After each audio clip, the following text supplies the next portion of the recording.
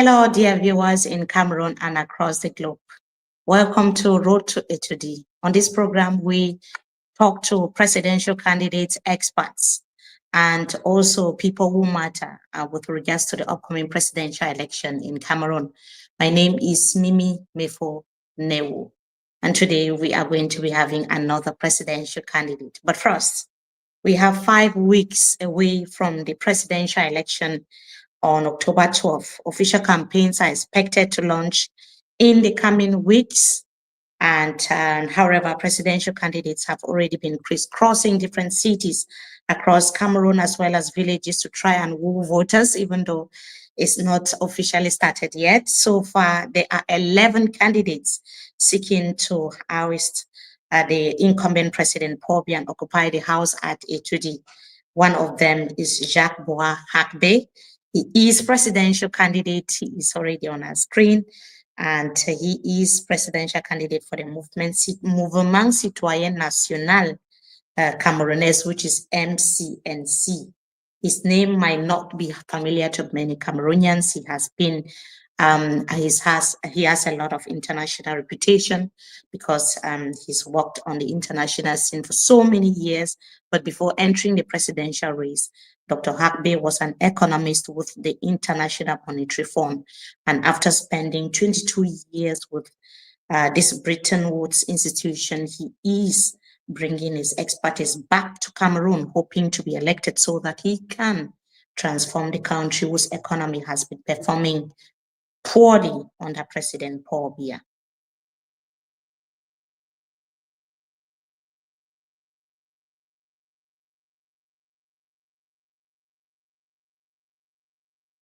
So the question now is, how is he going to be doing that? That is why he's joining us tonight as our guest. Good evening to you, Dr. Hagbe. Thank you so much for being our guest tonight. Good evening, Mimi. Good evening to Kingsley. And thank you for having me. And especially good evening to the millions of viewers and listeners who are giving me tonight the honor of listening to me. We are so honored to have you, Doctor. So you are planning to, we are seeing that your program is quite radical, I should say, not radical like being, you really want some concrete, real change when it comes to Cameroon, starting with the spelling of the name Cameroon. You want to take us back to the German era where Cameroon was spelled with K. Can we know why you want to opt for that? No, it's not about returning to the German era. Our brothers and sisters in the Nozo region, that is now in difficulty, should know that our founding fathers, those who fought for independence back in the 50s and 60s, foresaw the current Anglophone crisis. This is why they were looking for two things. Number one, unify Cameroon first. And number two, gain access to independence as one nation. So they were fighting for unity first, unification, and independence. And it is in this context of fighting for unification, because they were working with the leaders of the so-called British Cameroon, like Ndele and Foncha back then. They were working with them to first unify the country and then negotiate independence together as one nation. Now, the spelling Cameroon with K had two symbolic meanings. The first one was reminding us that as an international legal entity, we were one nation before the French and British occupation of our country. That was the first meaning. So that spelling was chosen because of that, because this was reminding us that we were one nation before. The second symbolic meaning was that with that spelling, the spelling of our country, Cameroon, will not change whether we use English or French. Because right now, when you write Cameroon, the spelling changes whether you're using English or French, the spelling of the C. This is why I adopted this spelling symbolically, to remind all Cameroonians that we have to rebuild our nation as it started. It did not start with Anglophone Francophones. It started with Cameroonians in their ethnic diversity. The linguistic diversity, English and French, came way after the nation was born as one nation, as united people. So this is what we have to reestablish and reconnect with that past and learn to live in the context of our ethnic diversity, but also linguistic diversity. So we are like the fingers of this hand. They're all diverse, but it's still one hand. And this is what we have to reestablish for our country. Hence, the spelling I chose as a symbolic reminder of who we are, one nation under great ethnic and linguistic diversity. Yeah, so when you're talking about having one single name, Cameroon, because you're making a very important point, sometimes you find it difficult to, like with the spelling double O and then OU, meaning that it looks like it's actually two countries, but it's one. But then Exactly. bringing us back to Cameroon with a K spelling would imply that we are one and united. But Exactly. this notion of a united Cameroon has been too politicized that when people hear it within the context you've mentioned the Anglophone crisis, people only think about politics and the pain that they have gone through, especially by those who are propagating the so-called one and indivisible Cameroon. When you're talking about one nation, when you're talking about one Cameroon, the country being united, what is going to happen to our diversity? Because you're talking about oneness and diversity at the same time. We have linguistic and diversity, like two languages already existing. We have different legal systems. We have different educational systems. What is going to happen to all of this? We're gonna look at our diversity as a source of wealth, not a source of conflict. This is why I was talking about these figures of this hand. They are not the same, but they are all parts of one hand. Okay? You can't make them uniform. We were born as a nation under a lot of diversity.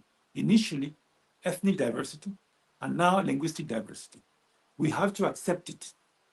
We have to accept it as such and build our nation under this diversity. Concretely, what does it mean? Myself, I'm a product of this diversity. I went through the two educational systems, the French-speaking system, the Francophone system, and the Anglophone system.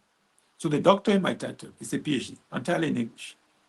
Okay, no single word of French in there. So I see also myself as an Anglophone, whether some people like it or not. This is our bicultural nature on the linguistic front and a multicultural nature on the ethnic front. We have to accept it and we have to learn to live with it. And in my case, I believe that we have to do a few things to ensure that all Cameroonians are not only bilingual, but also bicultural. What I will do in schools, for Bilingual example, in terms of speaking English and French, because English and French, you're also proposing that you're also saying that you will be creating a new national language yes, from a few things Cameroon's I'm gonna do. local languages. Yes, right now, we have to accept that our history has forced us to use French and English as official languages. However, we need to do a few things in the context of Cameroon. We need first to teach all Cameroonians that Anglophones are Cameroonians, 100% Cameroonians like everybody else. And that we, in the context of our diversity, that dimension of diversity, French, English, we should become bilingual. Each Cameroonian should be bilingual on that front, on that dimension as well. Meaning what? In primary school, starting in primary school, before a child goes to the next grade, they have to pass the test of the other language, of the other great community, the language of the other great community. For the Francophones, it's going to be the English language test. For the Anglophones, it's going to be the French language test. But on top of it, they will also have to be bicultural. Meaning what? They're going to have to pass another subject matter in the other language. It can be history, mathematics, geography, physics, or whatever, but it has to be in the other language. Meaning that a Francophone child will have to pass another subject matter in English, and the Anglophone kids will have to pass another subject matter in French, so that they get acquainted, they get immersed, they immerse themselves in With both the way of languages. thinking, not just a Yes. language, no, the way of thinking, because they don't think the same way. If you have a given problem, I've done the two systems, and I realized that people don't think the same way in the two systems. Let's say you have one problem here. The Francophones will tend to use the general framework, the general theoretical framework, and apply it and solve the problem as a solution to that problem. While the Anglophone kids, they will try to use the kind of the solutions that were found in other cases, bottom up, Yes. to find a Yes, solution. I want to come back for us to talk about this language just briefly again, because we Yeah. have other things to deal with. But I wanted, because you made a statement that you want Anglophones to feel like they're Cameroonians. Do you have the impression that that's not the case? Many of them feel discriminated. That's why. So our guest, Dr. Jacques Bouhga-Hagbe, is really detailing on very important points there when it comes to the Cameroon, the appellation of the country, changing the name from how it's spelled now to Kamerun,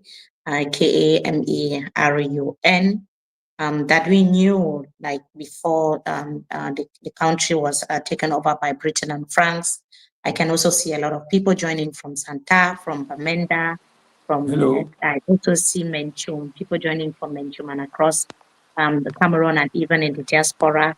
I just want to say welcome on board. Please also share so that this program can get to as many people as possible, because tonight we have very important things to discuss. Also send your questions through. We are going to read them out to the guests so that you can also respond.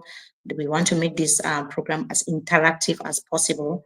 If Dr. Hagbe has joined us, let us have him on the screen to continue with this interesting conversation that we started already. But like I said, Hello. Can you hear me? Yes, Dr. Hagbe, welcome back. Yes, I was just asking you about English-speaking Cameroonians, because you were saying that they feel you wanted them to feel that they are Cameroonians. So I just wanted to know, do you have the impression that they feel they feel like they are not Cameroonians at all? Yes, of course. Of course. I think that's why we have this problem in the Nozo region, and that's why some of them want to secede. That's exactly the situation. They feel marginalized. They feel despised. They feel like the rest of the country doesn't treat them as Cameroonians. This is a fact. We can't deny it. Okay, we could have done better. For example, the way that crisis in the Nozo region was handled was shameful and appalling. When someone is complaining, when someone has a legitimate grievance, when a Cameroonian community has a legitimate grievance, the minimum is to basically call them, sit down, and find out solutions together. For example, my understanding was that back in 2016, the jurists were complaining about the way they were treated, the language, the treatment of the English language in courts, in the judicial system in the Nozo region. I mean, this was a legitimate grievance. I think the minimum would have been to sit down with them, look for solutions, including maybe bringing in interpreters and maybe changing the training of our jurists so that we make sure that those we send to the Anglophone regions can connect with the people. How can you judge a case if you don't understand the language of those who are speaking, if you don't understand their mindset, if you don't understand their approaches to judicial issues, like the common law, bottom up? This is, to me, it was the product of two things in my view: ignorance, total ignorance, and disdain for your own people, which is Lack of itself the political product of will, like I've said. There's going to be a segment completely on the Anglophone crisis, because I really want us to dissect that topic within the context of your the program that you'll be proposing and how you would want to end the crisis. But then let's have a bit of background. Dr. Bouhga-Hagbe, you spent over 2 decades at the IMF abroad, the International Monetary Fund. Why would you want to return to Cameroon and run for post of president? Maybe I'm slightly older than you guys. Back in our days, we were not leaving Cameroon to run away from the country. We were leaving to get good quality training abroad and then come back. Mm-hmm. So in my case, yes, that's how nowadays it's a shame. And I'm always amused when people ask me, why did you return? But Cameroon is my country. I never left to run away. I left to come back, to get the training. And what I'm doing right now is exactly what I was planning to do. Meaning what? I left in 93 to go do engineering studies in France. Once there, I switched to economics because I thought that staying only an engineer would force me to stay in the West, and I didn't want to stay there. I never wanted to stay in the West. Then I switched to economics with the intent of joining either the World Bank or the IMF to gain some experience, real-world experience that can later use in my country. And that's exactly what I did. I gained enough experience to come here. And I'm running for president. People keep asking this to me. Why are you running for president or something? No, I'm running because our country needs deep, multi-pronged reforms, deep ones that only a president can do. They can't be done at the ministerial level. They can't be done at the level of an advisor. They can only be done at the level of the president. That's why I'm running, and that's why I came back. So, but you are a Pan-Africanist as well. You are a farmer, besides being an economist. And you are also an engineer, you already said that. How do these rules actually influence the kind of vision that you have for Cameroon? Yeah. First of all, my engineering training forces me to look at practical solutions at problems. This is why you'll see that my platform is completely different from other platforms. I don't stay in the general case, general level or abstract level. No. I tell you about the exact solutions I'm going to implement for that, to implement that vision. For example, when I talk about changing the financing model of our economy, I tell you exactly how I'm going to do it. I'm going to do it with the phones. I'm going to do it with the phones. Okay, and I'm going to have an app in the phone that will allow people to change the way they finance our economy. So this engineering training gives me the inclination to also bring concrete solutions to the table when I talk. That's why I'm usually ready about the solutions. That's engineering training. My training as an economist gives me, especially as a macroeconomist, gives me an overview of how our economic society should be to, for example, implement the vision I'm trying to implement. For example, changing our financing model will require us to leave the CFA zone.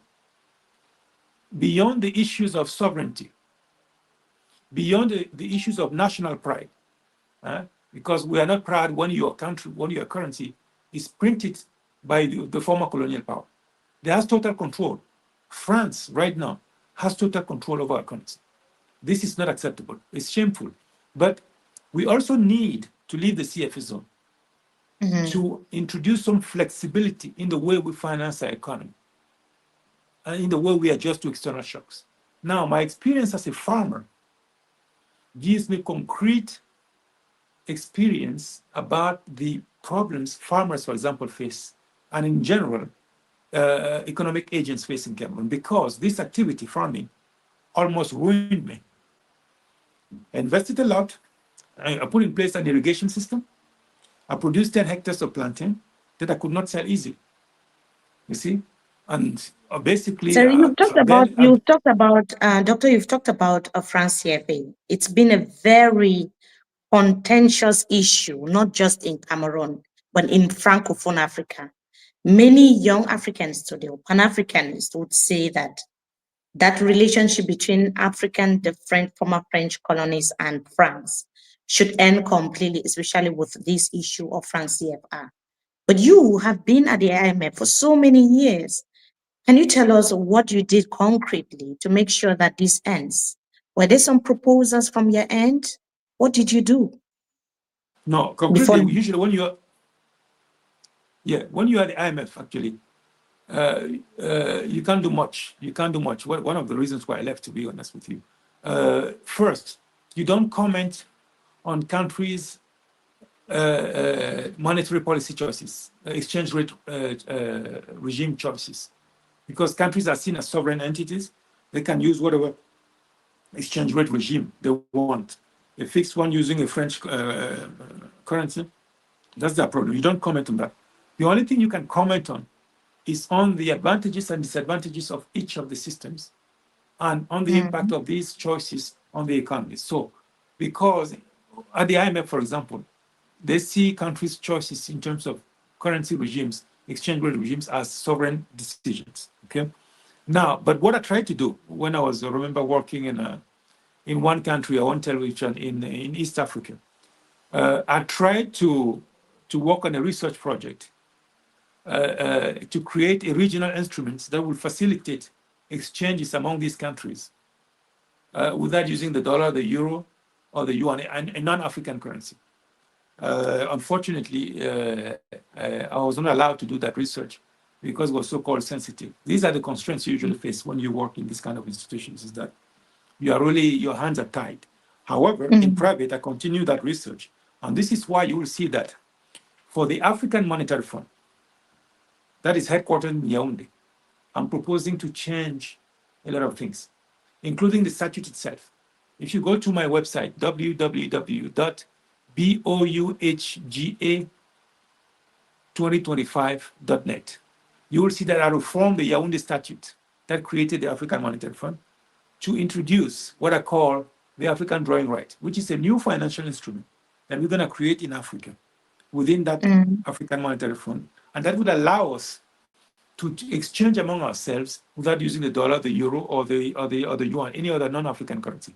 It's not normal that Cameroon exchanges with Nigeria using the currency of a country or countries that are 6,000 kilometers away.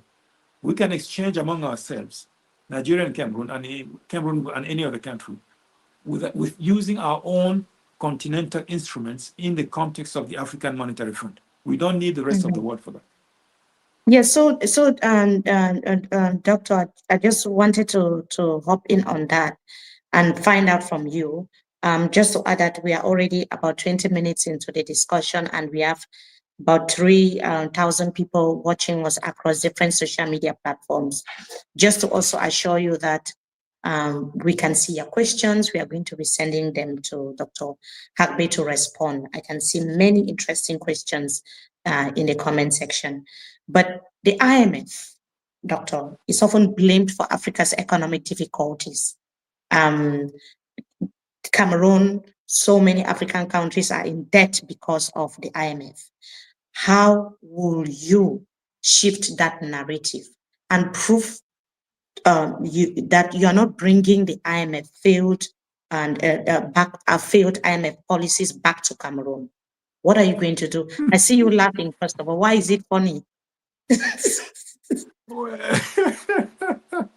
It's funny because a couple of things.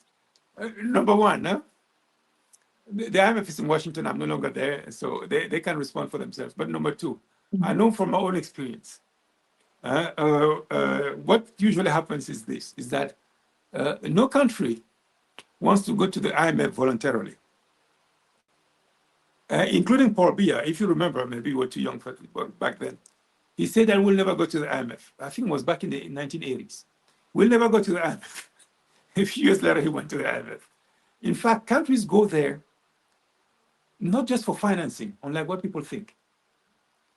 They go there to use the IMF to cover up for difficult policies, for difficult decisions. Let me give you an example.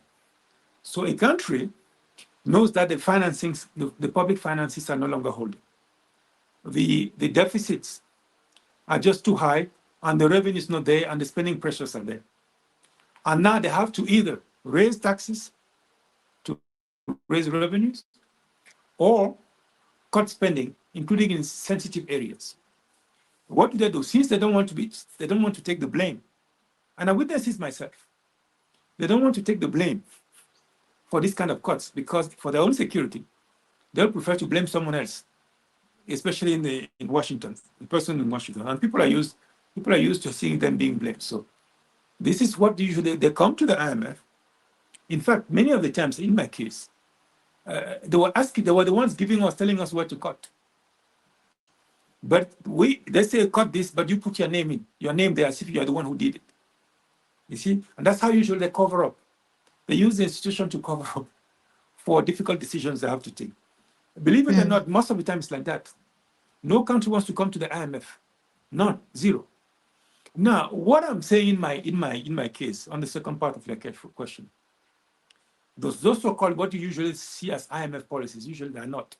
They're countries' policies, but they just use the IMF as cover-up. What I want to tell Cameroon is that we don't need that.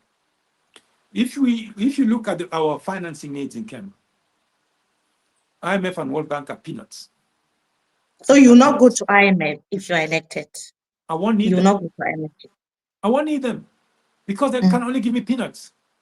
If I have to restructure the electricity sector, I need $60 billion US, 37,000 trillion, no, 37 trillion CFA francs, almost 5 times the budget for 2025. If I need to develop all our 58 divisions at the same time, because that's my plan, including building roads for everybody, okay, for all divisions of Cameroon, you need 220 trillion CFA francs, 30 times the budget for 2025. Okay? Do you know what the IMF has lent? IMF and World Bank have lent to Cameroon in recent years? 3.5 trillion only CFA francs. Peanuts. Peanuts. I mean, they can't do much for Cameroon. So you're talking about the debt. You are talking about the debts are still there because the current government, let's see, we don't know what the outcome of the October 12th election will be. If VIA goes out, Cameroon is owing the IMF, the World Bank. The debt stands in thousands of billions, like you said. How would you ensure that Cameroon can repay these debts you're talking about while still funding development, like road construction projects, electricity projects, and other projects in Cameroon? By changing completely the financing model. Here we have a state-centered financing model. It's not a good one. Where the state goes and borrows outside, increase the debt, and just bring marginal changes. Even if you remove corruption issues, bad governance issues, the changes are marginal.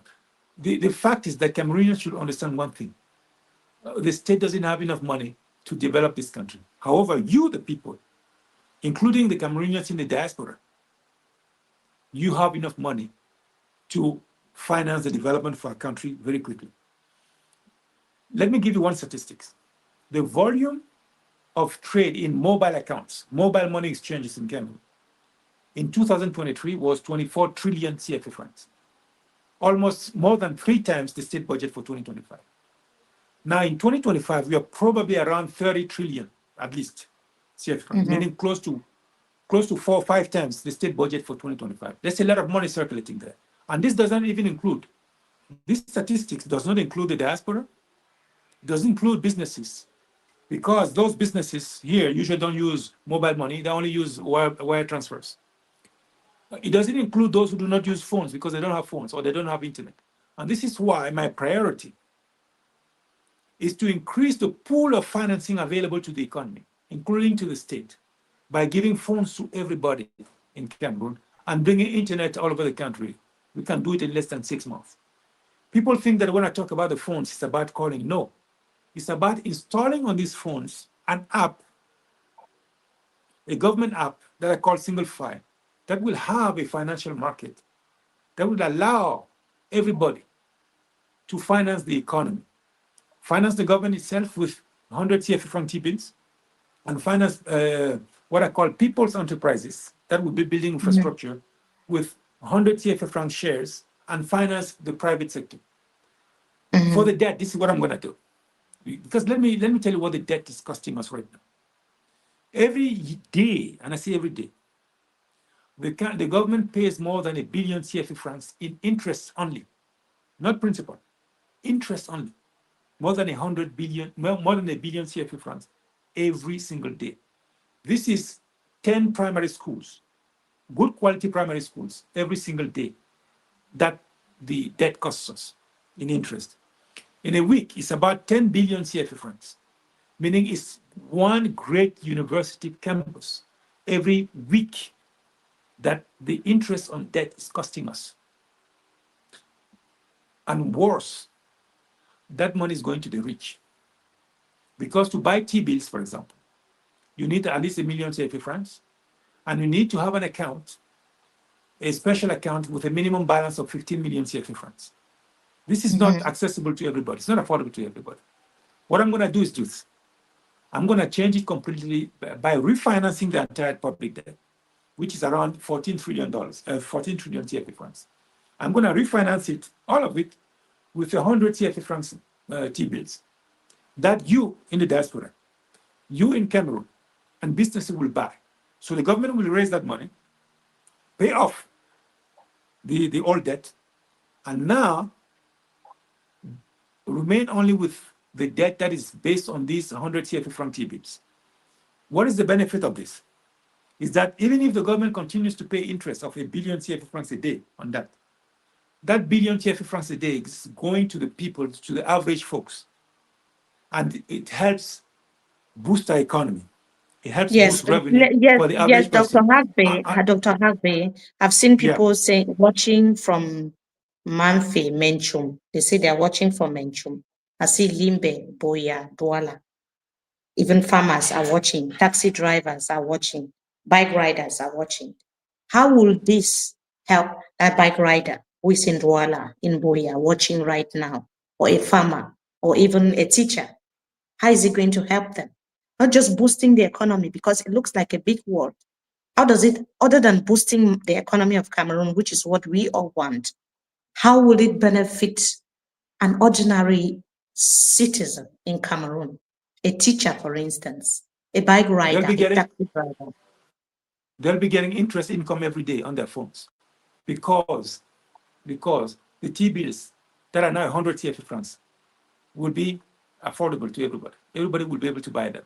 Now, those who are too poor to buy even those, there will be a special fund, a People's Income Improvement Fund, that the government will set up to help them buy these small financial instruments that brings interest every day. So the immediate benefit they get is getting everyday interest income. This is crucial because People's this interest enterprises, income is it only for those, is it for those who have business or for every Cameroonian? for all Cameroonians, because these T-bills will be purchased on your phones. This is why the government wants to give our plan to give phones to everybody very quickly and have them solar chargers so that because electricity is not everywhere for now. Because it will take some time to bring electricity to everybody. But initially, it's going to have solar chargers. However, for the internet, what the government will do within 6 months, install internet everywhere because internet is based on antennas that are put everywhere. We have 360 divisions. If you put 10 antennas in each division, you cover the whole division with internet, good quality internet. So the government itself will be a big consumer of internet. This is why we're going to do it. One of the first things I'm going to do is to ensure that we have all these antennas everywhere in Cameroon so that the entire country is well covered with internet. And the electricity can come from solar energy to keep these antennas working. So that one, we have a technological solution that can be put in place in six months max. Okay, we can cover the whole country. Now, in this app I'm talking about on the phones that the government will help people get. I made a financial plan. Financially, it's easy to put in place. If you take, for example, you put that a cost of a unit is 100,000 CFA francs times 30 million Cameroonians. This is 3,000, I think, 3,000 billion or 3 trillions, I think, if my math are right. And you can pay it over 5 years, it's going to amount to something like 50 billion every month. This is slightly above what we are currently paying in interest every month. So this is something that the government can do, and the benefits will be huge. They will benefit everybody. Now, the other advantage of this is that app would also have a mobile money account, okay, where the government could directly help people without, while limiting fraud, because the app will have facial recognition so that people won't be able to cheat, okay? Now, for farmers specifically, in addition to these policies, I have a specific policy for them to help them sell their produce easily, farmers and breeders, okay? Because Okay, myself, I yeah, was victim. that one is a different program. I want to understand the mobile phone ones, right? Yes, okay. Let's assume I'm a teacher in Cameroon. You give me the mobile phone. Yeah. And this is another person just next to me, and the person is not having a job. Is not employed. It's an unemployed Cameroonian, also having the phone. How much do I get every month, and how much does the unemployed Cameroonian gets every month, and for what, and what does it take? No, you don't get. You apply for support, and based on your situation, the support can be given. Okay, the support will come in the form of cash transfer sometimes, but it can also come in the forms of coupons that will allow you to go eat in public restaurants, for example. Okay, that's the difference. So the support won't be the same. This is why we need these apps to ensure that fraud is limited. Let's say you as a teacher, okay, let's say you're earning some revenue, okay, you have the phone, but you have extra kids. Basically, given the situation that you have on your kids, you probably need some additional assistance on top of your salary. That assistance can come in two ways. Can come in the form of cash transfers, but it could also come in the form of coupons that will allow you to go pick up food in public restaurants in the morning, at noon, and in the evening. Because the government, in the social program, social safety net, we also have public restaurants all over the place. Because remember, the government will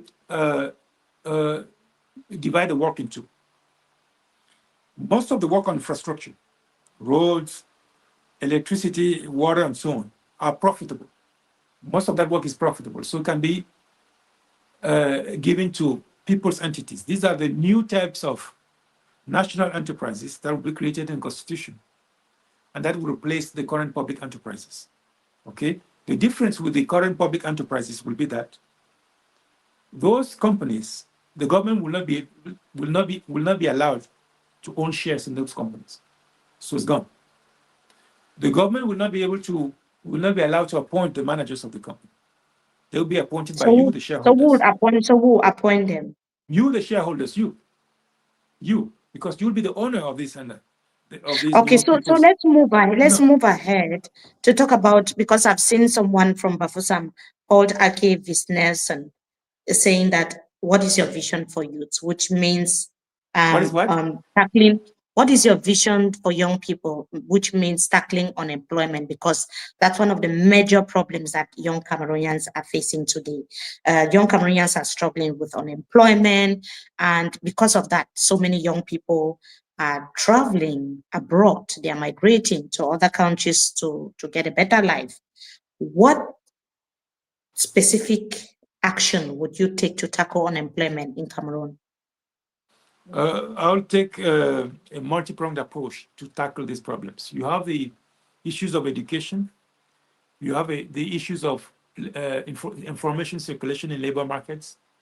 And you have the issues of job creation. Okay, I'm going to tackle all three of them for them.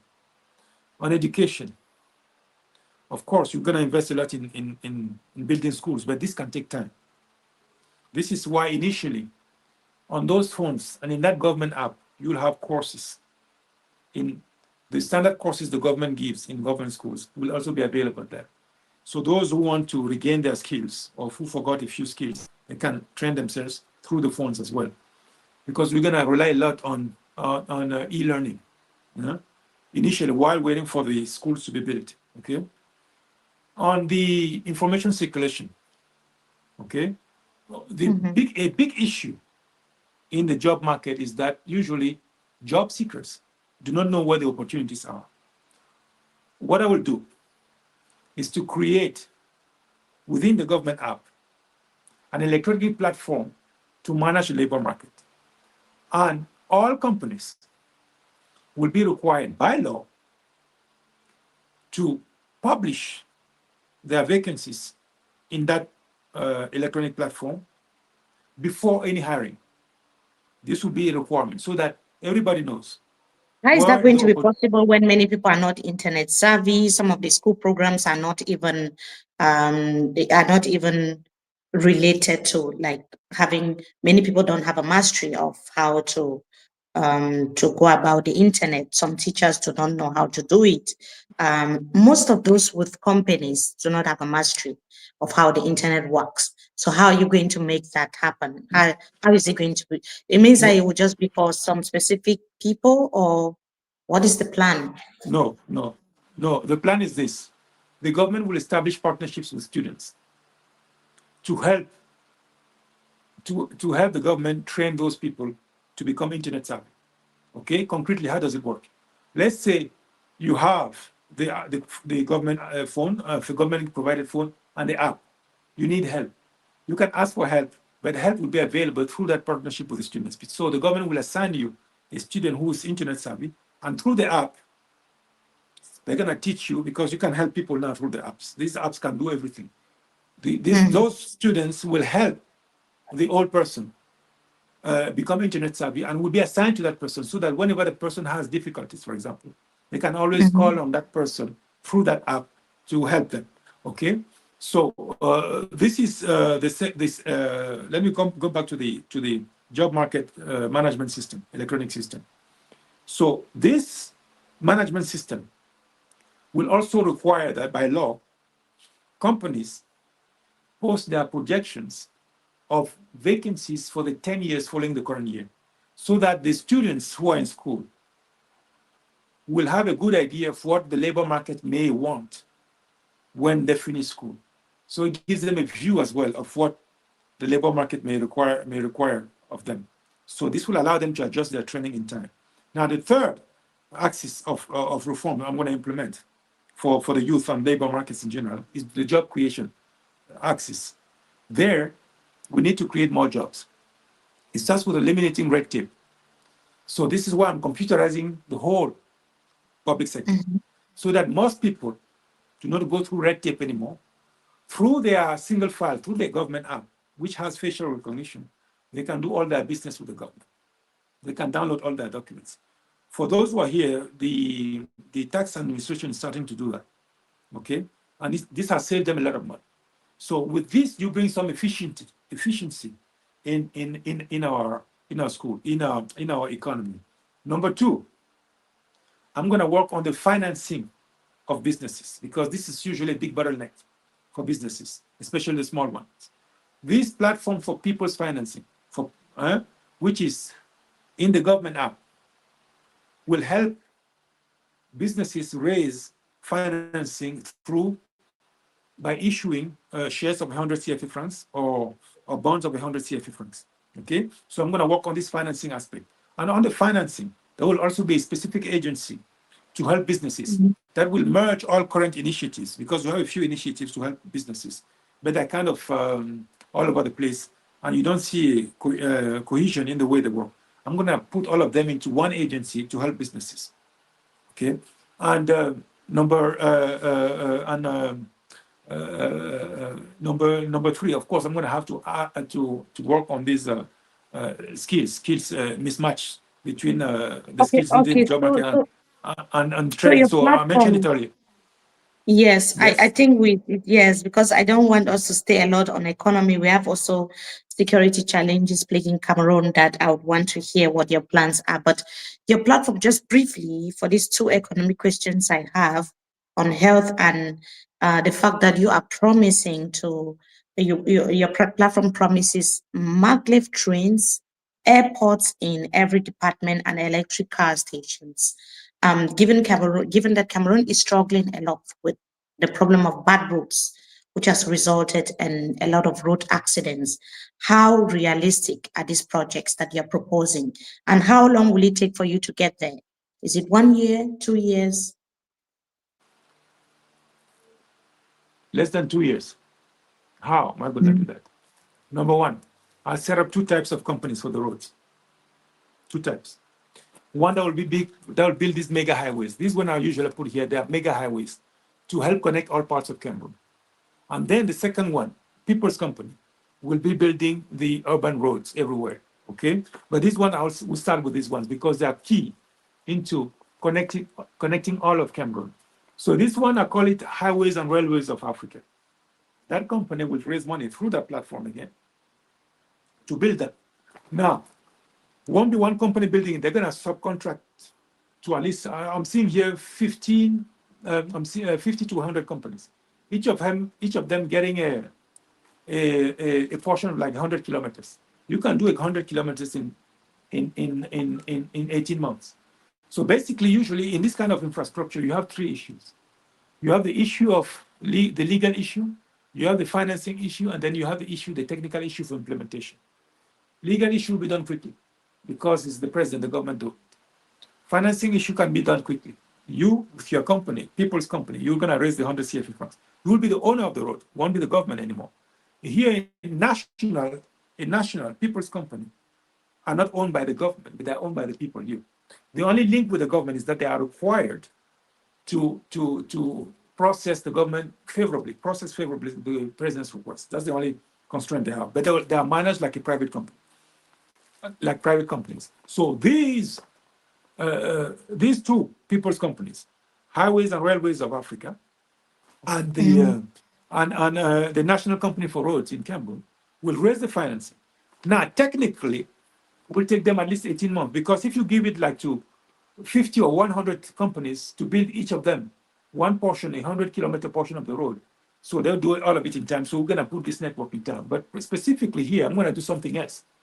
By opening up the country this way, I use the space that is created to also pave the way for railways. And here I rely on magnetic levitation railways. It's a new technology, more expensive than the standard one, but it has the advantage of being very fast and having very low maintenance cost. I'll do another thing here is that I will ensure that all parts of Cameroon also get water and electricity. Because underneath these roads, what I'm going to do, I'm going to have two types of pipes. One to carry whatever is liquid and the other one to carry whatever is electric or electronic. This way, we're going to bring water and electricity to all parts of Cameroon at the same time. This will be done very fast. So again, here, I'm confident because the money is not coming from the government, but from you as shareholders. Okay? And this is how we handle this problem. So let's talk about the healthcare system. It remains a big problem in Cameroon, and officials are traveling abroad to receive healthcare, while citizens back home, they continue to struggle. They struggle to have quality healthcare services. How are you going to fix this imbalance? Yes, right now, we simply have a very bad model, state-centered. Okay, we have this so-called universal health coverage system. It has nothing universal because it doesn't cover everybody. It doesn't cover all medical issues. It's very limited. And on top of it, it's financed by part of it is financed by donors abroad. Okay, to me, it's not sustainable because I don't call it a health system. We don't have any. Okay, to me, we have zero. Okay, we have some few things we live with. What I'm proposing is that we distinguish two issues. The issue of supply of health centers and the issue of accessibility. Okay, for this to work, okay, and be sustainable, we need to treat the whole system as something that is kind of market-based with safeguards.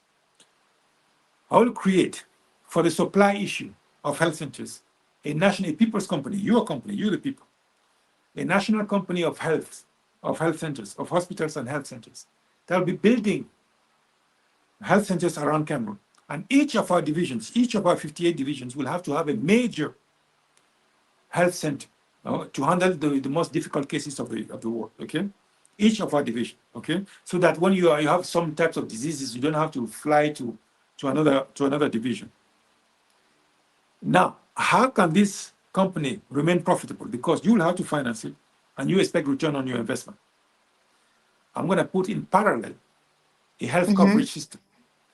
that will be different from the ones we have in Europe or in the US. In Europe, it's state-run. In the US, it's completely decentralized. Here, what I do is what? The government will be purchasing it for people from private companies. The government tells the company, for example, the private companies, I need policy insurance, health insurance policies for 30 million people. Give me a deal per person. So you're going to get a good deal per person. Now, the government will pay these companies in installments, then recoup the money from you guys, because you have to pay the government back for what he paid for you. For those, because most of you have money to pay the government back. Now, some of you may not have enough money to pay the government back. What I will do then, this is where the government could help them pay part of it. Now, there will also be a specific fund to help people pay for this health insurance. I call it health insurance funds. Basically, it's the kind of fund where people can donate money. That money will be invested, and the return on that money will be used to help the poor afford health insurance. So the government will be acting on two fronts. The direct front, where it helps the poor pay for health insurance, but also an indirect front through that fund, specific fund, where you How will guys you be can able donate to as well. differentiate who is rich and who is poor? Because the government has all your information through the app. The app has mobile money accounts, okay? And most of the transactions will be done through the app because there will be tax incentives for you to spend through the app. For example, the new tax system will be based on net income. Net here will be broad. Net is what comes in minus what goes out, including your purchases of stocks and bonds. And that's the incentive. Let's say you earn 100.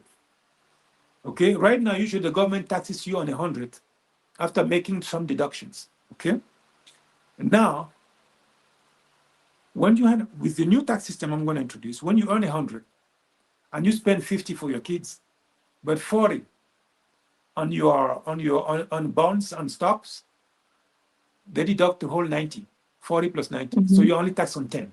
So there'll be a huge incentive for people to use that government app. And this is what will allow the government to know how much people are truly earning and what is their So Dr. income bracket. Hagbe, I would want to have you again just to talk about this because I see the numbers increased to 5,000 people across different social media platforms. It means they are very interested in this discussion that we are having. But because we have other things at stake to talk about, I just wanted to ask you a question now before we move forward to security. What if you're not able to do all of these things when you become president? What do Cameroonians do to you? Look, I only promise what I can do. I remember I'm an engineer.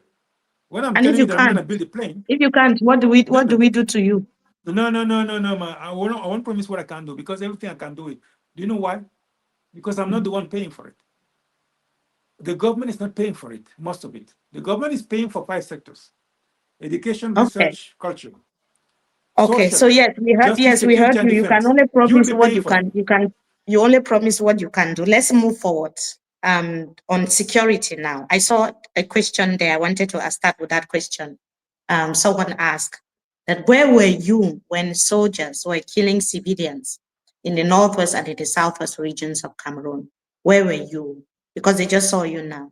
Where were you when all of these things were happening? When the crisis started just from the very beginning, when things were going very sour, people were being arrested left, right, center, when it was still like everything, young people had not yet started carrying weapons in the Anglophone regions. Where were you? No, well, I had what we call the duty of confidentiality, because when you are an international civil servant, no matter what you think, you can't speak. So I was following the things. I was writing a lot. This is what it was. Basically, I was working on this book, 500 pages, a book of solutions, okay? And the way this crisis was handled is shameful. The duty of confidentiality means you couldn't talk then at the time. No, you can't talk outside. No, you can't talk outside. You keep it to yourself. It's like the police officers, the soldiers, and the gendarmes. They can't talk. You keep it to yourself. You can't talk even on social media. It will be a professional mistake, and you can be fired for that. Okay, you write. I was writing a lot because it's still private. It was not even this book. I couldn't have published it while staying in the IMF. It's only when I left. okay, that I published it. So it's when you leave that you're free, because as an international civil servant, you kind of work for all countries. You're like a government official for all countries. So you can talk. You have specific channels through which you can talk. Right now I'm free. I can talk. And I can say, tell them, this was shameful. But it's also, as I said earlier, it's product of ignorance, incompetence, because actually the true reason is ignorance and incompetence. Because had they brought jobs to you guys, had they respected you, had they built roads for you, schools, you wouldn't have been in this situation, okay? And their response was what? Brutality. In fact, the money they're spending right now, killing people, they could have used it to develop the region. And that's what I never understood with these leaders sometimes, including our own. You prefer to spend billions in the military instead of telling people, okay, I heard you, let me give you this school, let me give you this university, let me give you this social program. It will cost you less and you will have peace. You won't have to kill anyone. But what I can tell everybody, I'm going to open up all files of all abuses of the Cameroonian army and the Cameroonian police and gendarmerie. I'm going to open up all files. Since independence, not just now with the Anglophone crisis, no. Since the War of Independence in the 50s and 90s and 60s, we're going to open up everything. And the government will have to pay reparations. That one, you can't run away from it. There were just too Which many abuses government? in When Cameroon. you be part of the government at the time, which government you will pay the reparations, right? Of course. Okay. I won't cover up for those crimes. No. Mimi, I will not cover up for these crimes. I won't cover up for Aïdjo's crimes. I won't cover up for the French crimes. I won't cover up for Paul Biya crimes. I can tell you that. The army will open the archives. We're going to see what they did. We're going to admit it. And personally, there will be a museum of all those crimes to commemorate all those crimes so that those who are in training schools, in the police, in the gendarmerie, and in the military will know what their peers did in the days. Yes. And So you then, said you were writing a book when people were being killed in the Anglophone regions. So what was going through your mind at the time, since you couldn't speak that time, but now you can talk? shocked, stupidity, because I know a friend of mine who's married to an Anglophone woman who was telling us what was going on. I was seeing images, you're seeing all sorts of things. It's shameful that your tax dollars, your tax money, is being used to kill your own brothers and sisters who are just asking for a simple thing, respect and development. It's not that they were asking for much. This is what I never understood. These grievances were legitimate and are legitimate. Why do you go? It's like having your kid come complain to you that they don't have food or they don't have the books to go to school. And you take the belt, you start beating him up. This is total nonsense. It's like this case we had recently where someone chained a child, a 7-year-old child. This is, to me, is total nonsense. It's lack of pride, stupidity, incompetence. Okay? And I was shocked. And unfortunately, you can't say much. You have to zip it up. But now the situation has just gotten worse in the northwest and in the southwest regions. It's persisted. I just wanted to find out from you, when was the last time you visited, and will you be going there for campaigns? No, I was planning to go there actually to set up my teams in northwest and southwest a couple of weeks ago, but I was advised to wait a little bit because we have some representatives who will help us organize the security issue. So the team members, those who organize the logistics of my movement, advised me not to do it, to delay it a little bit. So I'll be going there. It's just that I have to listen to them because those who So know the which field. areas will you visit specifically? Where will you be going? We were planning. You're not we sure yet. were planning to go to Limbe and I think Bamenda, if I remember correctly. That's what we were planning to do. So right now I don't know the new plans, so I can't say much about it. So are I you was asked going to to delay it a little open? bit. Yeah, are you going to open discussions on the form of the state with separatists, with federalists, and unionists? I'll organize before I finalize the new constitution. I'll organize the unity conference that I will chair myself, not what Paul Biya did last time.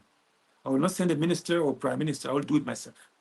Because as I told you earlier, I also see myself as an Anglophone. Okay, I can't deny my highest degree. I can't deny my master's degree I got from McGill.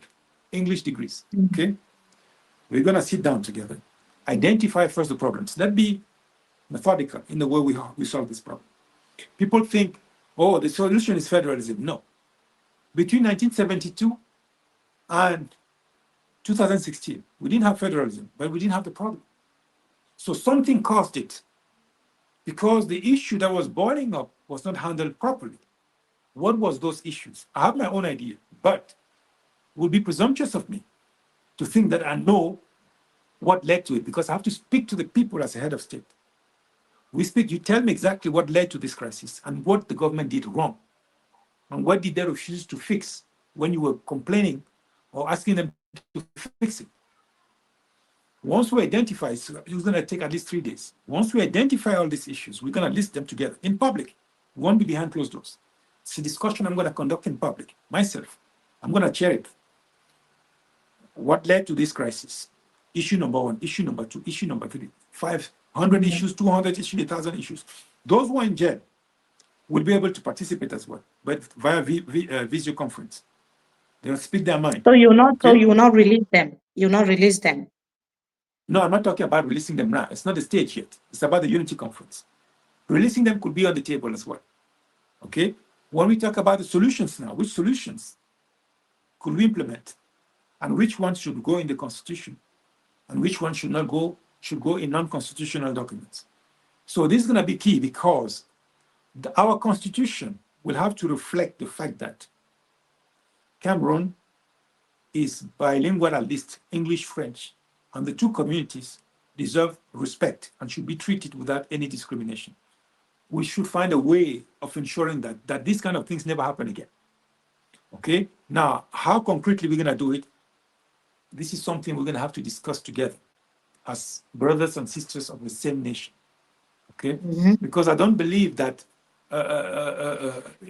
returning back in history is necessarily the solution. It's like, we can't take back, for example, the part that went to Nigeria. It's gone. So unfortunately, history is the way it is. Let's start with what we have and see what we can build together as one nation. So what about those the other candidates that are proposing 2-state federation, 10-state federation, 17-state federation, and you are just saying that federalism is not the solution? So what do you think about federalism? Solution is solution to something. Let's first do a diagnostic. Let's do a diagnostic of what is the problem. What is the problem? Many of those folks who are proposing, they can't even speak both languages. They're not bicultural. They don't know what they're talking about.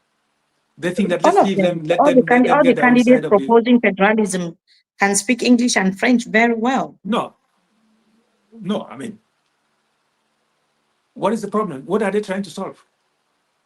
What can they solve in the context of a united government? What can they solve? Bring me the problem first, and let's discuss solutions. That's why we have to be methodical in the way we handle this crisis. Yeah, Dr. Hagbe, you said you have an idea of a solution. What's that idea? Cameroonians want to know something, hear something different. I know you've proposed a conference, a national dialogue, a meaningful one in your, like with your auspices, you chair it. But what is that idea that you have in your mind that we've not seen, that we've not heard? What's that idea? What I'm going to do for sure? Undo what led to that crisis in 2016. So those lawyers, those jurists who are complaining, they have to be on the table. Say, what caused you to do that? I'm going to undo everything that caused them to do that. Okay?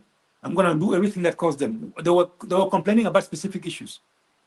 Were these issues resolved? Yes or no? If no, what should I do to resolve them? I'm going to undo all those measures that led to it. Okay. So what about those who are asking for? What about those who are asking for cessation? Would you say done as well? It's a solution to what? What is the problem that they're trying to solve? Again, no, they're trying to be autonomous. They are trying to be autonomous. They want to be on their own. No. What independent. Led them to want to be? No. What led them to want to be autonomous? What led them to want to be autonomous? Let's be the. I insist on this. Their history is making them feel like they want to go back to that time when they were on their own. They want to be on their own. That they were forced into the union. So they want to be on their own. By who? What about then those who went to Nigeria? Are we going to get them back?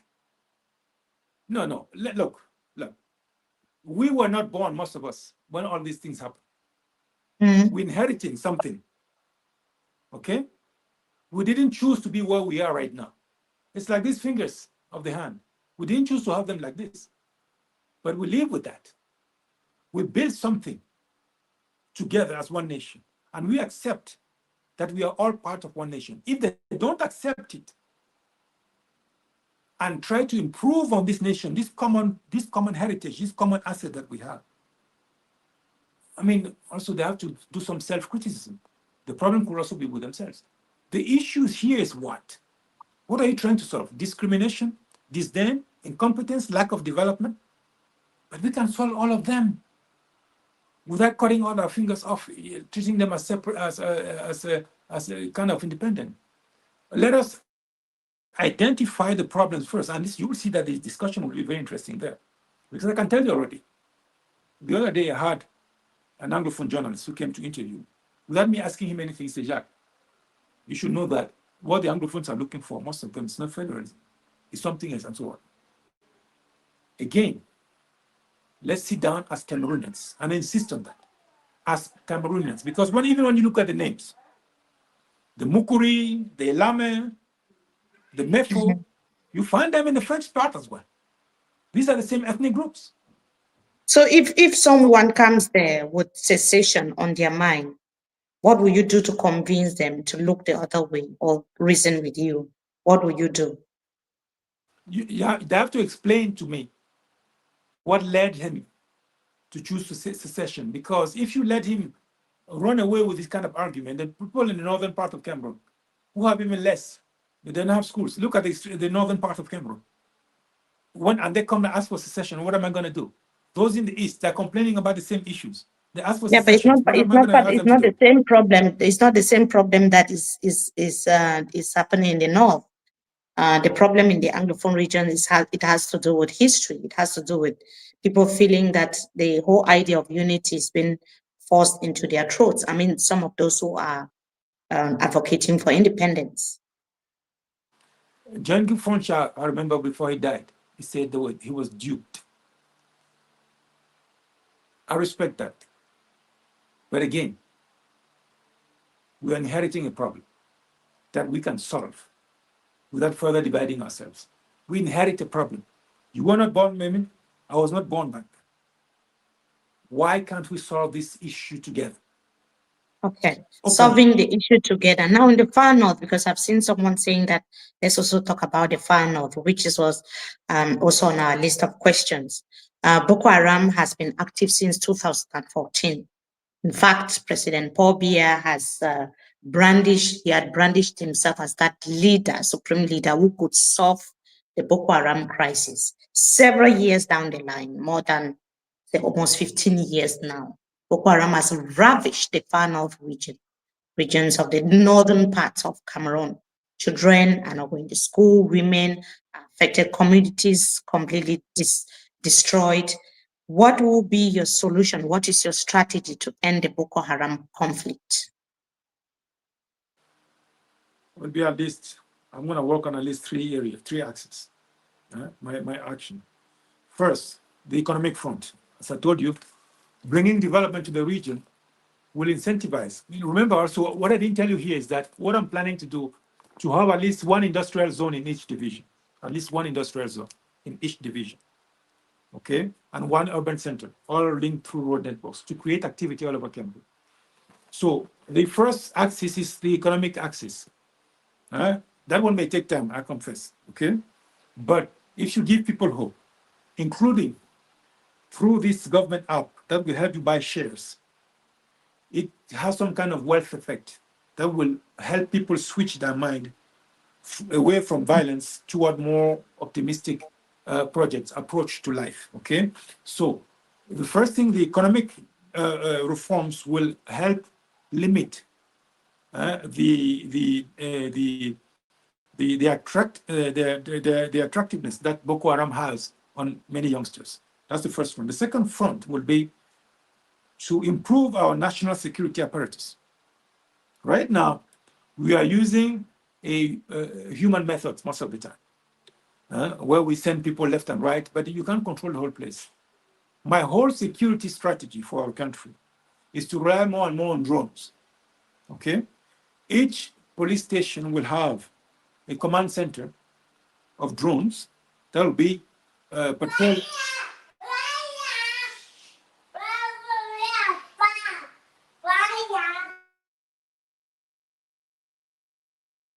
Yes. Yes, Dr. That will Hagbe, be it's okay. Yeah, it's all right. You can carry on. Yes, it's that will be okay. patrolling. So a network of drones, each Mm. police station, a network of drones that will be patrolling their command area. Okay, this will give them in real time, day and night, because at night as well you can have drones that have infrared cameras to see what's going on. Okay, knowing that people are watching all over the sky. I mean, drones are watching you all over the sky. You create a better environment, a better security environment for everybody. And the police officers will only be sent to specific areas when there are specific issues that they want to handle. So you won't be having police spread all over the country for nothing. This way, you'll be able to manage a larger uh, uh, uh, uh, uh, portion of the territory, okay, in terms of Mhm. security. This is the national apparatus. Another reform within our national security framework I'm going to implement is to encourage the military, the police, and the gendarmerie to be versatile in the sense that they will be having the opportunity to do training in the other branches of the security forces. So basically, a police officer could also be doing training in the military and in the gendarmerie, so that when we need extra officers or extra police officers or extra military folks, extra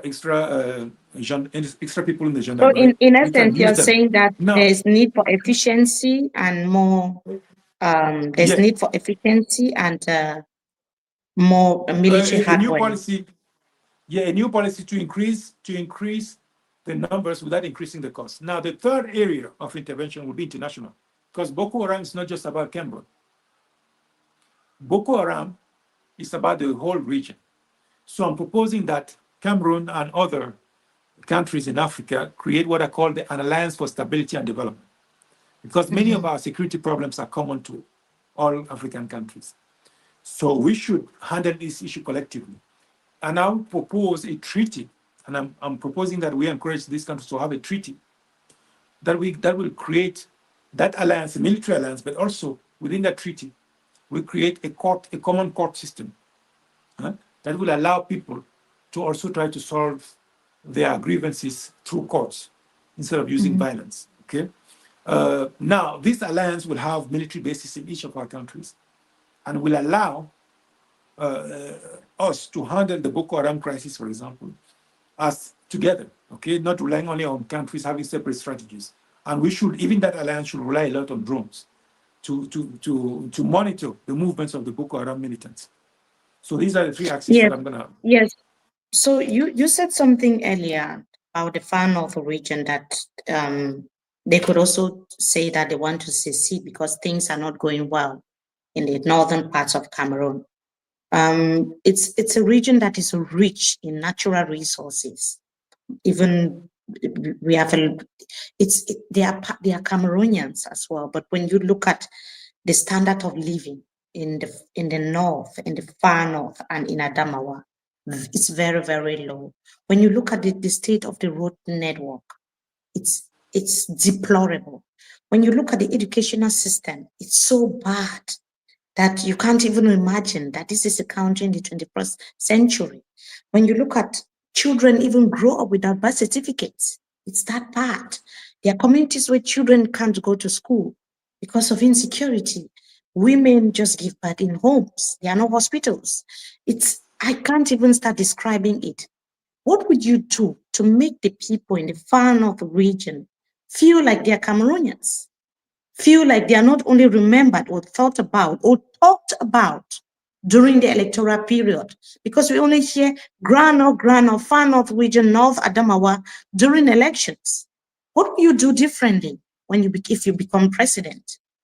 Yeah, that's what I'm relying on these funds. They'll be very efficient, because the time for the government to build roads and roads and the schools and everything may take some time, even though I'm planning to do most of it within less than 2 years. But before that, I will start with giving phones to everybody.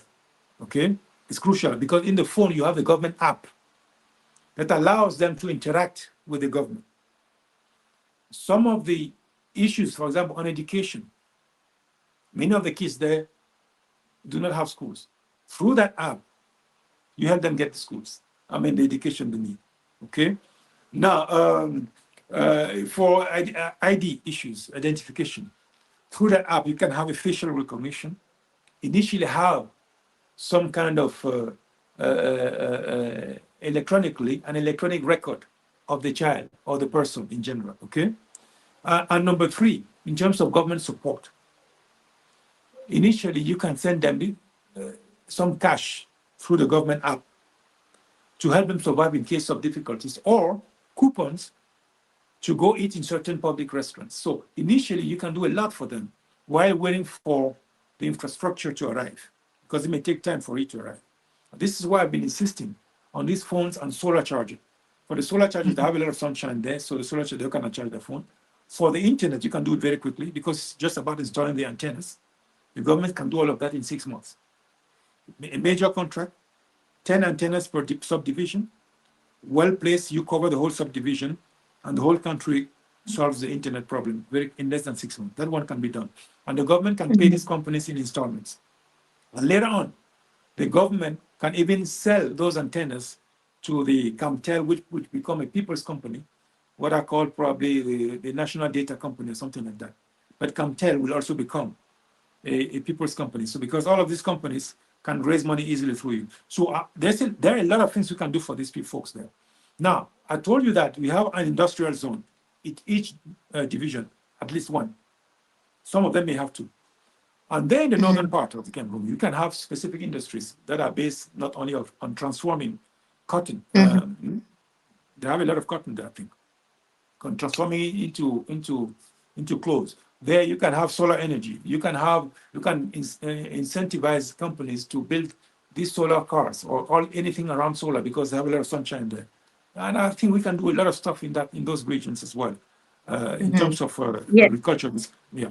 yes, Dr. Agbe, I've seen two important questions before we move to foreign policy or talk foreign policy just briefly before we go.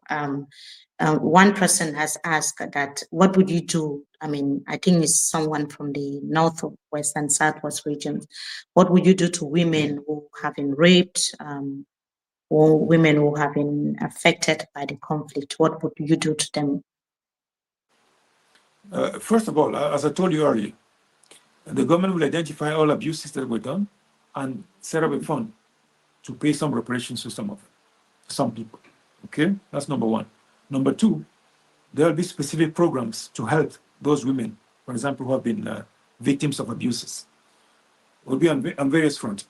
On the psychological front, okay, through experts. On the economic front, because they have to stand back get back on their feet. On the economic front, you have these specific programs they can get through the government app in terms of eating at public restaurants or getting some cash transfers from time to time. Now, a fundamental problem for women is on education and the labor market. On education, of course, schools, courses will be provided on those phone apps, okay, government phone apps, government app on the phones. So that one will be handled as well. You also have the issue of labor market. What I'm planning to do for women in the labor market, besides all these social programs on cash transfers, is to put in the constitution that companies' payments to women on maternity leave, okay, can be converted into tax credits so that indirectly the government pays for it. So I believe that this will remove a big bottleneck in the employment of women in labor markets. Of course, I'm going to do something similar for the handicapped. But what I also want to do is that our popular financing platform that I'll create will allow many women to raise financing to build their own businesses as well through that app. Because the way it was going to work is simple. You have an idea, you need financing, okay? You contact a bank or a specialized agency that will create shares for you. And on those shares, you have a business plan. Okay, shares or bonds. Okay, you have a business plan. They won't put your name. People won't know that you're a woman because of sexism. They put in your business plan. Now, in some cases, the government, through that agency that will help businesses, can have specific programs for women to encourage women to raise financing. Okay, to raise financing in that platform to build their own businesses. So you have to act on many fronts. Now, I'm going to do also one thing also for women and parents in general, is that I'm going to put in the constitution that school starts at 3 weeks, but it's only mandatory at 3 years of age.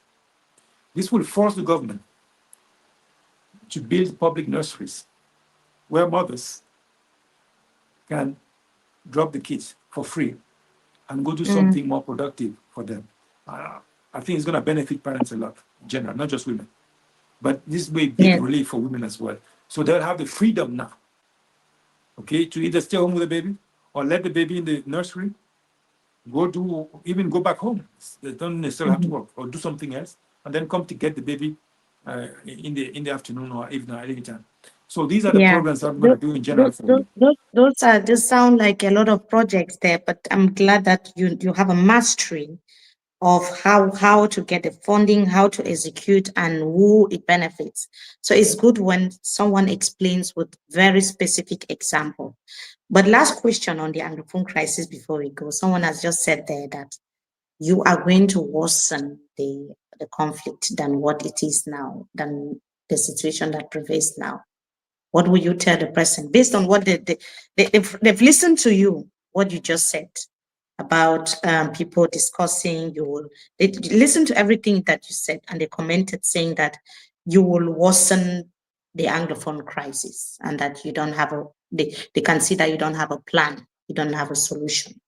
What would be your response? No, it's not true. It's not true that I don't have a solution. I just don't want to be a presumptuous president.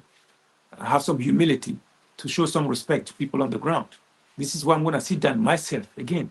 What Biya did last time, candidate Biya, was a bit disdainful in the sense that he didn't even show up for 5 minutes to greet the people. I will not only be there, I will be there the whole conference for the 3 days. And we're going to discuss frankly in English, no word of French like we're doing right now. I'm going to talk frankly to my brothers and sisters. Whether they like it or not, I also see myself as an Anglophone. And I'm going to tell them we're going to rebuild a new country. It won't be the same country that you have right now that you call La République. It's going to be a new Cameroon, a Cameroon for all, Anglophones and Francophones. A Cameroon where we all have to be bicultural, not just bilingual, English, French, but also bicultural, but also a Cameroon where we'll connect with our African identity.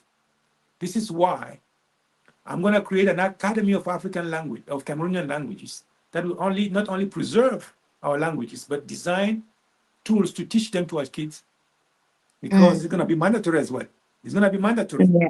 Our children will have to speak the mother or the father's language, ethnic language, so that they reconnect with their African identity. And that academy will have a second major task: to design for Cameroon a Cameroonian language based only on our ethnic languages, so that we stop thinking that this colonial brainwashing is our identity. English is not my language. French is not my language. I don't see myself as Francophone or Anglophone. I see myself as an African and as a Cameroonian.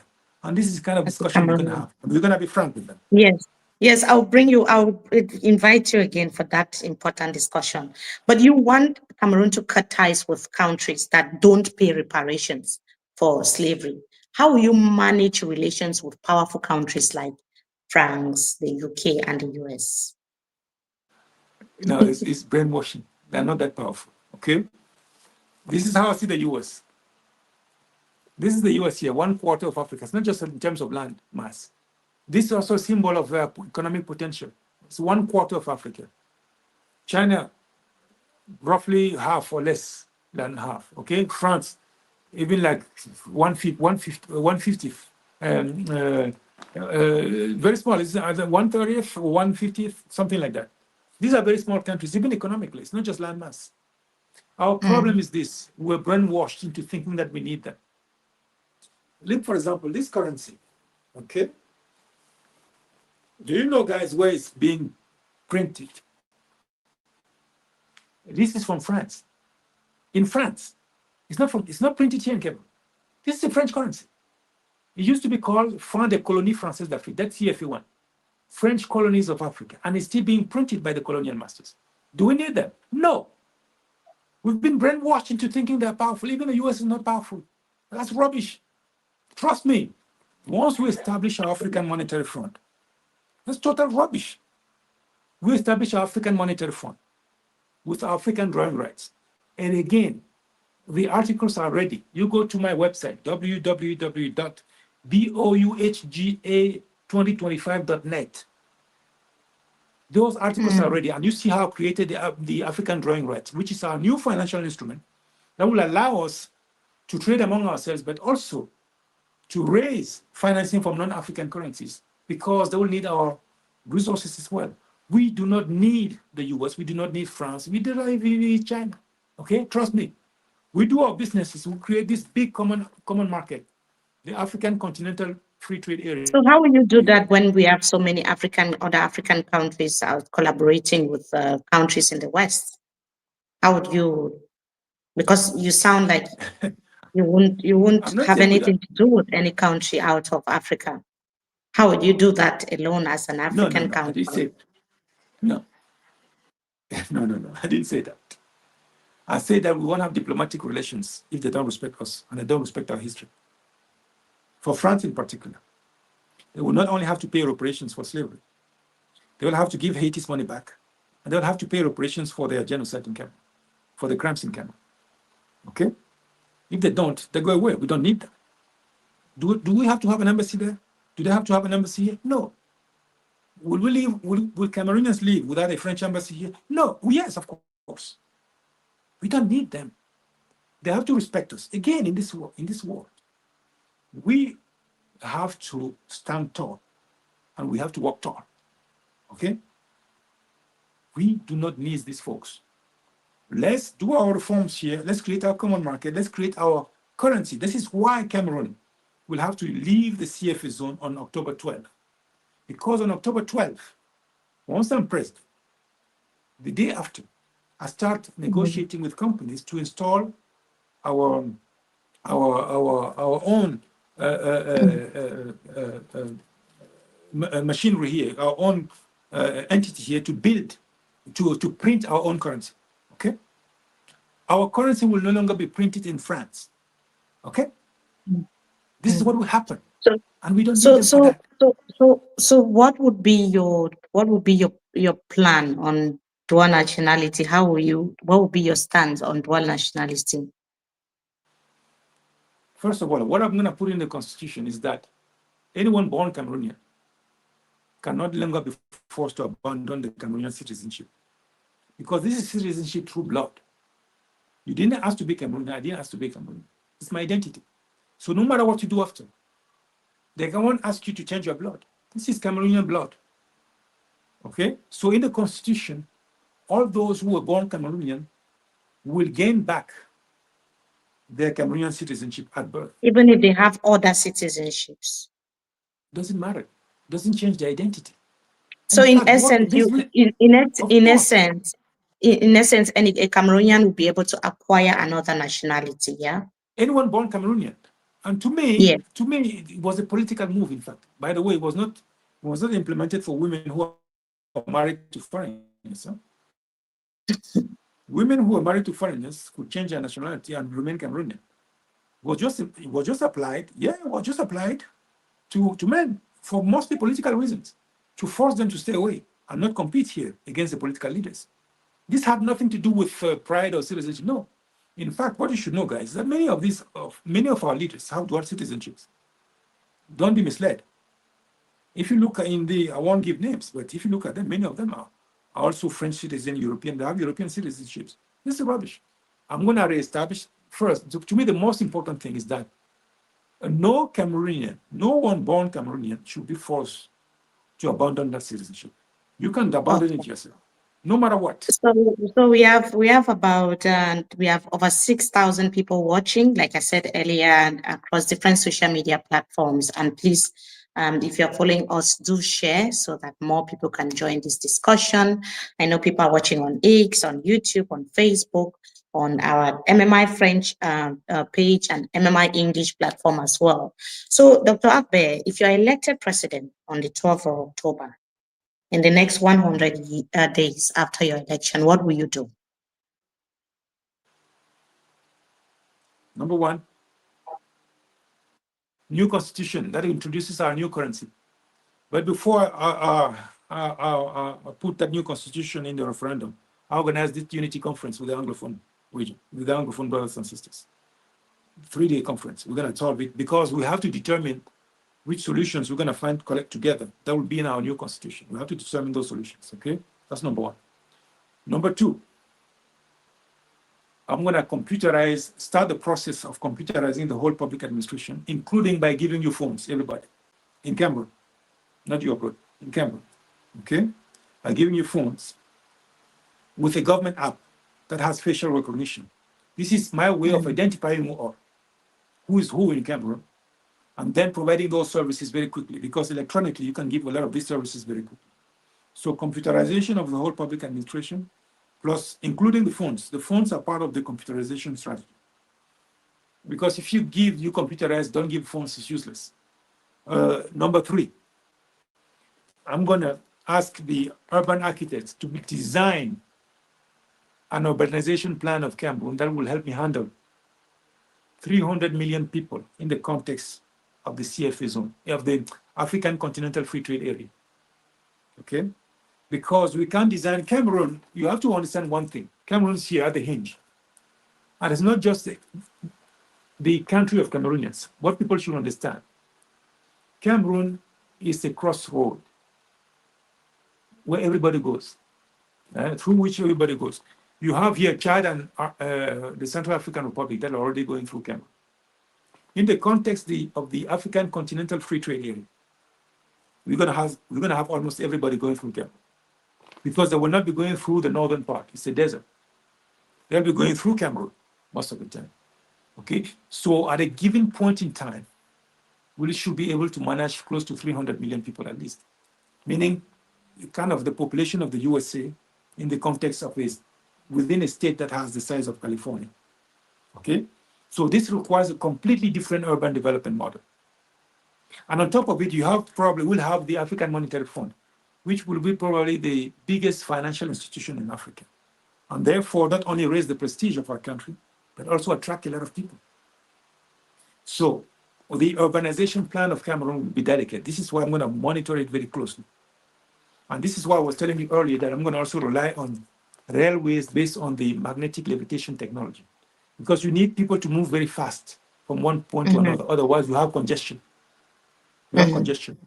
And this is a completely different urbanization plan, because I don't see Cameroon as the country of Cameroonians only. It's a country, it's a kind of an international country where everybody goes through. And we have to manage it properly. Otherwise, it's going to be catastrophic. So these are the three main areas. So Of course, I we have many other have a areas. question that I want to ask. It's a question that might take you off guard a little bit, but I just wanted to find out from you. You are coming into something that others have tried and failed to unseat President Paul Biya. You want to be candidate in an election where we have seasoned politicians, seasoned parties in the sense that they've taken part in the election before. They've tested the terrain. They understand what it is. They've been there before. Even though they didn't succeed, they've continued to fight to see how to change things for Cameroon. Why do you think you can win this election when you are going in this battle with other seasoned politicians, seasoned opposition leaders, and seasoned parties that have been there for a very long time? Why do you think people would vote you instead of the other politicians or instead of the other parties? They can also be seen, you call them seasoned, they can also be seen as has-been politicians. Many people are used to them and are tired of them, okay? And on top of it, I'm proposing something new. and concrete and detailed. I know exactly what I'm talking about. As you can see in the conversation, I'll give you specific examples and the way I'm going to do it. Okay? People can quickly see the difference between me, my proposal, and all the other politicians. But more importantly, the reason why people failed to unseat Paul Biya in the past is not because he was strong. It's because he could cheat. And how does he usually cheat? By falsifying tally sheets in polling stations where there's no opposition. And that's the trick. And this is also why I believe that focusing on these common consensual candidates is missing the point. What we should focus on first, it's on controlling all polling stations so that we have the tally sheets of all polling stations. In 2018, the second, who was, I think, Professor Kamto, did not have all tally sheets. He needed more than 25,000 tally sheets. He didn't have them all. It looks like he only have like 5,000 or 6,000. You simply can't win if you only control part of the polling stations. For example, people have to understand why it's important.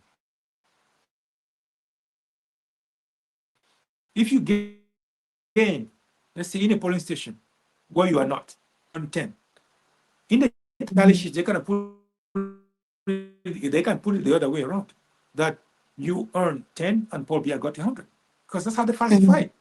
You were not there, Yeah, so you but can't no, challenge. Dr. Hagbe, the Election is question I under was his control. asking is, the question I was asking is, why do you think someone should vote for you and not Shiruma, for instance, or Honorable Joshua Osi, or Barrister Akere Mona? Why would they leave all of these candidates and vote for you? Credibility on the platform. Which platform is realistic? And which candidate is credible to implement it? When I talk about something specific, who can get Cameroon out of the CFA zone? Them or me? Who knows what he's talking about? Who can stand up to France? You're all shaking in front of those Westerners. For what? You think they're powerful, more powerful than who? Compared to Africa, if Africa is an elephant, the US is a donkey. If an elephant is afraid of a donkey, it means that an elephant has that problem. The problem is that many of these leaders, they have an inferiority complex. And I saw many of them in Washington. You are powerful. Again, let me tell you one thing. Cameroon is richer than the IMF and World Bank taken together. We are richer than them. Africa is 4 times richer than the US. Why do we cave to these people? Why are we letting our currency being printed by the white man? So Dr. Hagbe, you were in Fumban. You were in Fumban for the coalition. You were in Fumban for the coalition talks. What happened to the coalition talks? And I told them back then is that we should work before talking about a common candidate or a consensual candidate. I told them that in Fumban, we should first try to harmonize our vision and find a common ground on key issues. Oh, they told me, many of them told me, no, it's easier to find, let's find first a consensual candidate, and then it's easy in 2 or 3 days we can harmonize the programs. And I knew it's going to be very difficult. But we've had reports that most of the candidates. No, let me tell you what happened. We got stuck because when they started talking about the consensual candidate, others said, what are the criteria are you using? Right now, I have another proposal outside Fumban. I say that it should be based on the people's so-called importance or influence on the field. How do you assess it? Many of those people who come to these rallies, they're not coming because they plan to vote for the person. They are coming because there were incentives like beer or food or something that led them to it. There's no guarantee that those who show up in rallies will vote for the person. Okay, look, it's going to be very difficult, okay, for people to design criteria to have that consensual candidate. That's why we are having trouble. Yeah, but we have reports that the politicians were greedy. That's how and the opposition leaders have been described, and that all of you wanted to be the consensual candidate, and that's why it couldn't work. Is that true, That's not Dr. the issue. Hagbe? No, that's not the issue. The debate was not conducted properly. It's not conducted properly. You asked me to go to align myself. Let's assume, look, let me assume that among the 12, let's say you remove me and Paul Biya. Tell me who I should choose and what should be the criteria on who I should choose among the other 10 who are left. Given the criteria, some of them have worked with the government for years and years. Some of them are not talking about leaving the CFA zone, bringing back our sovereignty. Some of them have no specific plan to develop all 58 divisions at the same time. None of them is talking about removing the government from the electoral process. But why? Tell me how I should choose. Give me a break. But what we can do together, and again, if we do it, we can change this country. Let's have total control over all polling stations. Now, I commend the initiative launched by some civil society entities to have poll watchers all over Cameroon. And I was talking to one of them earlier. I told, look, since I'm a candidate, I just don't want you to have poll watchers who will be taking pictures. No. We need something that we can use in court against Elecam in case they cheat. This is why I'm willing to give you the authorization as a candidate to sign the tally sheets so that you send it to all of us, not just to me, even though you are. Yeah, that's what the nation me. builders, that's what the nation builders are planning to do. And hopefully we can make plans to also have Barrister Michelle Doki to come on board and tell us what the plan is and how it will benefit Cameroonians and how they plan to go about it. But beyond politics, Dr. Hagbe, and economics, how do you connect with ordinary Cameroonians? By talking to them and telling them what I'm going to do for them. I'm a farmer. Okay? You'll see, you have the documentaries on me and my farm and so on. I'm also have this flyer that I'm going to share to all Cameroonians with that simple one page, English and French. This is the French part, the English part, okay? We're going to distribute it to all Cameroonians and say, look, you have an offer here. You have an opportunity to have a new country that works for everybody and that is dignified, that stands tall, and that walks tall. We are tired of having these leaders who go out in the West and claim that they're the best students of foreign leaders, who were not even smarter than them in school, who have an inferiority complex, who bow down to people who are less rich than us, who accept that their currency be printed in the former colonial power. They've been there for years and years, and this currency is still being printed by France. This is a French currency, printed by France under the control of France. Meaning what? They can print the currency outside the central bank's framework, put it in diplomatic purchase, and ship it to Cameroon and pay their secret service with their own money. So they control us. And this is how Germany, back in the days, took control of Cameroon. We had our own currency called the Kru, okay? And in 1894, their so-called governor, von Zimmer, suppressed it and imposed the German paper here, the Dutch mark, or useless. A piece of paper printed in Germany to grab our riches in Cameroon. That's what Germany did. Germans are the ones who suppressed that currency in Cameroon. So we're going to reconnect with our currency, we're going to reconnect with our sovereignty, and we're going to walk tall, and we're going to stand tall. So someone is asking if you're president today. So we have to be very brief with the responses because we have just about 2 or 3 minutes to go. That if you're president today, will you limit the presidential terms and how long will you stay in power? Yes, maximum 14 years. And I'll do more than that. I will ensure that it's never changed again because I'm going to give to the Supreme Court the power to impeach the president. The president will be impeached in case he violates certain articles of the Constitution, including the term limits. So there will be maximum 2 terms of 7 years, maximum. And no Cameroonian will be allowed to spend more than 14 years in power. Paul Biya is the last Cameroonian to spend more than 14 years in power. That's gone. So each term would be 7 years, as it is now, right? Yeah, that's right. I mean, I think Yes. it's enough. Okay. Okay. So what legacy, just in less than 1 minute, what legacy would you want to leave behind if you're elected president? A legacy of someone who gave his country his dignity back. Okay? Because I believe that rebuilding the country is going to be fairly easy. But what we have to rebuild is beyond the infrastructure. It's our mindset. We have to rebuild our pride in being Cameroonian, our pride in being African. And this is why we have to correct all those wrongs like slavery, colonialism, and all those crimes.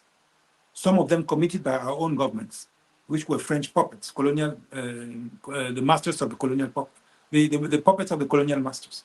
So this is the most difficult part because it's in the mind. Rebuilding the infrastructure is going to be easy. Simple. As an economist, I can tell you that. As an engineer, it's easy. The hardest part will be for Cameroonians and for Black people in general to stand tall again and to walk tall again in this world. And this will happen. Okay. And then finally, before we go, we just wanted to know about you personally. Are you a family man, married, with kids? How many children do you have? Divorced with 3 kids, but I'm working on hopefully a second marriage. We'll see. That one doesn't Okay, depend on me. divorced with 3 kids. So we Yes. just want to thank you so much for your time. Is there anything you want to say, maybe to our French audience in French before we go? Oui, à tous nos compatriotes francophones, nos frères et sœurs anglophones sont des Camerounais comme nous. Et nous devons tous apprendre à être bilingues et biculturels, comme vous avez vu avec moi. Tous les Camerounais devraient pouvoir parler les 2 langues et connaître les cultures des 2 langues. Et arrêter de croire que les anglophones ne sont pas des Camerounais. Ce sont des Camerounais à 100%, comme nous autres. Donc, arrêtons toutes ces divisions inutiles qui viennent du lavage de cerveau colonial. Le Cameroun est né comme une seule et même nation dans le cadre de l'occupation allemande. Et c'est ce que les pères et mères de notre indépendance voulaient justement refaire, unifier le Cameroun avant l'indépendance. Malheureusement, ils ont été tués. Le colon, l'occupant colonial, a mis des clans, leurs clans, qui sont encore là. Mais en 2025, ils vont partir. Nous ne devons pas rater le tournant de 2025. Si on parvient à avoir une candidature consensuelle de l'opposition, tant mieux. Mais je vous dis, ce n'est pas ça le nœud du problème. Le nœud du problème, c'est qu'on contrôle tous les bureaux de vote. Il faut que la société civile nous y aide. Certaines initiatives sont déjà louables. Il faut qu'on atteigne, qu'on contrôle tous les 33 000 bureaux de vote et qu'on ait tous les PV des bureaux de vote. En 2018, le second, le MRC, le professeur Kamdi, n'avait pas tous les PV des bureaux de vote. Cette fois-ci, on doit les avoir. Et donc, j'ai dit à nos collègues, chers frères et sœurs de la société civile, de s'entendre avec les candidats et moi. Moi, je leur donne accès au bureau de vote, en les désignant comme un représentant, mais qui n'envoie pas seulement le PV à ma personne, mais envoie à un groupe, on peut créer un groupe, un centre conjoint d'étabulation des résultats, où les PV de ces représentants, même si c'est moi qui les représente légalement, sont envoyés à tout le monde. Donc, le soir du 12 octobre, on doit savoir qui a été président de la République. Donc, allez voter, s'il vous plaît. Ne croyez pas que Paul Biya peut gagner. Même s'il y a plusieurs candidats, Paul Biya ne peut pas être premier dans cette élection si on contrôle tous les bureaux de vote. 0. Il ne peut pas. Quand vous entendez un évêque dire qu'il va voter pour le diable avant de voter pour lui, ça veut tout dire. Il ne pourra pas être premier dans cette élection.